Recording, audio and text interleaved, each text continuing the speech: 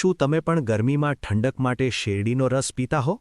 તો આ માહિતી તમારા માટે ખૂબ જ મહત્વની છે, કારણ કે કેટલાક લોકો માટે શેરડીનો રસ નુકસાનકારક બની શકે છે. ચાલો જાણીએ, કયા 6 પ્રકારના લોકોએ શેરડીનો રસ ટાળવો જોઈએ. સૌપ્રથમ, ડાયાબિટીસના દર્દીઓ. શેરડીના રસમાં કુદરતી ખાંડનું પ્રમાણ ખૂબ વધારે હોય છે.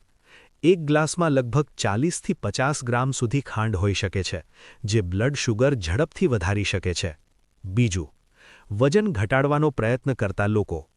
શેરડીના રસમાં કેલરી વધુ હોય છે, જે શરીરમાં ફેટ વધારી શકે છે અને વજન ઘટાડવાની પ્રક્રિયા ધીમી કરી શકે છે. ત્રીજું, પાચન સમસ્યા ધરાવતા લોકો.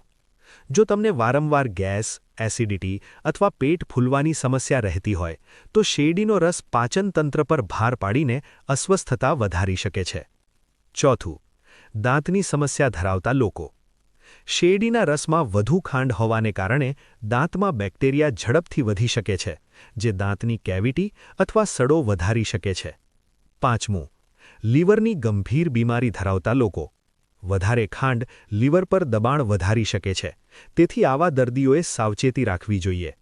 અને છેલ્લે, જેઓને વારંવાર ઇન્ફેક્શન થતું હોય અથવા કમજોર ઇમ્યુનિટી હોય. બહાર મળતા શેરડીના રસમાં સ્વચ્છતાનો અભાવ હોય તો ઇન્ફેક્શનનું જોખમ વધી શકે છે. જો આ માહિતી તમને સારી લાગી હોય તો વિડીયોને લાઇક કરો, શેર કરો અને આવી વધુ માહિતી માટે અમારા પેજને ફોલો કરવાનું ભૂલશો નહીં.